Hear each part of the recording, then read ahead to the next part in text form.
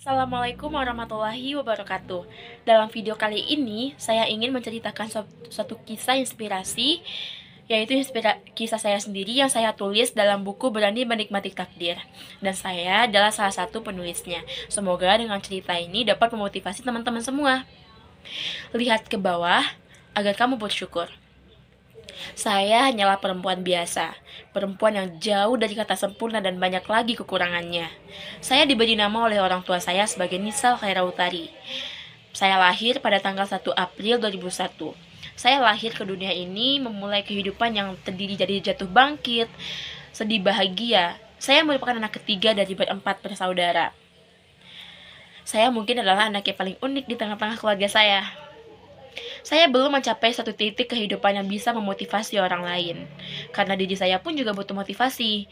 Namun, semoga di balik cerita kehidupan saya, semua pembaca dapat menarik hikmah dan pelajaran serta dapat terinspirasi, banyak atau sedikit. Amin, Rabbal Alamin. Saya lahir di tengah-tengah keluarga yang mampu dan cukup. Saya lahir di tengah-tengah keluarga yang jarang menemukan kesusahan, dan hari-hari saya dilalui dengan bahagia tanpa beban. Setiap minggu, rutinitas saya untuk makan malam bersama. Saya adalah anak yang setiap hari diantar dan dijemput untuk ke sekolah. Saya adalah anak yang setiap pagi disuapkan makan untuk memulai hari dengan penuh energi. Saya juga anak yang jika menginginkan sesuatu, orang tua saya secara sigap untuk memberi.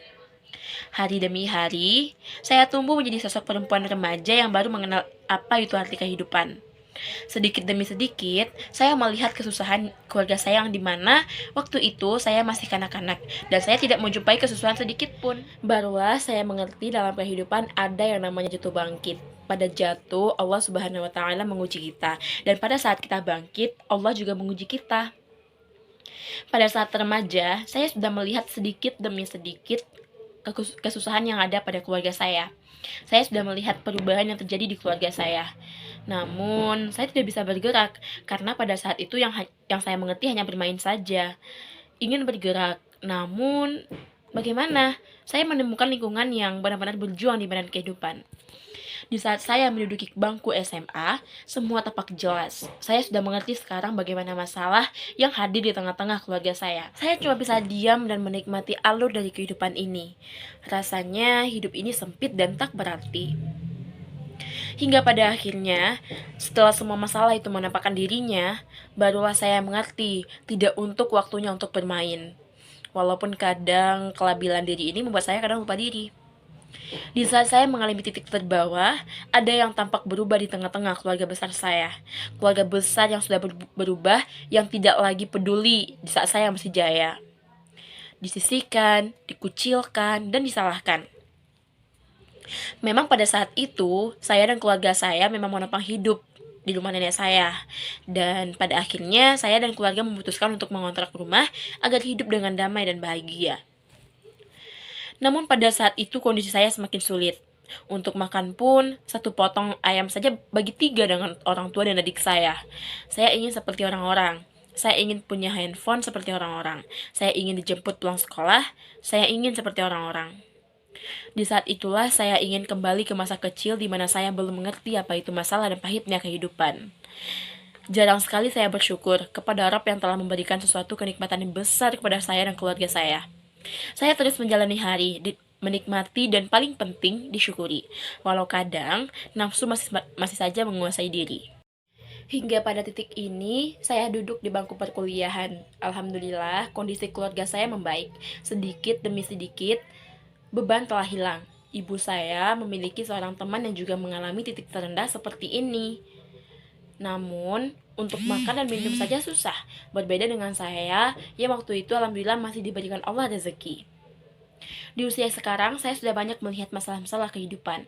Kali ini bukan hanya melihat di tengah-tengah keluarga saya saja, namun saya melihatnya di tengah-tengah masyarakat, baik secara langsung maupun virtual di media sosial. Ada yang kaya, namun hidupnya jauh dari kata bahagia. Ada yang miskin, namun sangat bahagia. Ada juga yang netral, tidak kaya, tidak miskin, yang hidupnya biasa-biasa saja. Dimana zaman sekarang, untuk hidup kita harus bersaing. Nafsu yang selalu saja ingin terlihat baik di mata manusia. Di saat diri ingin sekali memiliki apa yang orang lain miliki. Tak jarang juga kita melihat banyak orang-orang yang menghalalkan segala cara untuk menyaingi orang-orang di sekitarnya. Itulah bagaimana Islam menyuruh kita untuk memandang ke, itulah mengapa Islam menyuruh kita untuk tidak memandang ke atas, namun kita harus melihat ke bawah. Banyak orang-orang di bawah kita yang berjuang di kehidupannya, dan banyak juga orang-orang bahkan sudah lanjut usia, berjuang mengangkat beban di pundaknya, berjalan mengelilingi kota hanya untuk sesuap nasi keluarganya yang menunggu sejak pagi. Allah Subhanahu wa Ta'ala menyuruh kita bersyukur dengan cara ini. Allah bukakan mata kita untuk melihat bagaimana kehidupan orang di bawah kita, melihat bagaimana nikmat besar yang Allah telah kasih kepada kita.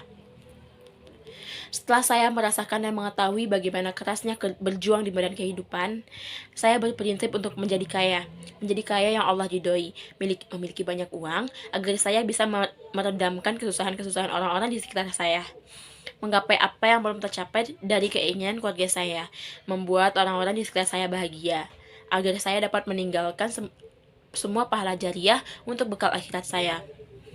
Intinya, di saat nafsu mulai mengandalkan diri, lihatlah ke bawah. It's self-reminder to me. Baik, itulah kisah inspirasi saya. Semoga teman-teman termotivasi dan juga melakukan hal-hal yang baik lainnya ya. Assalamualaikum warahmatullahi wabarakatuh.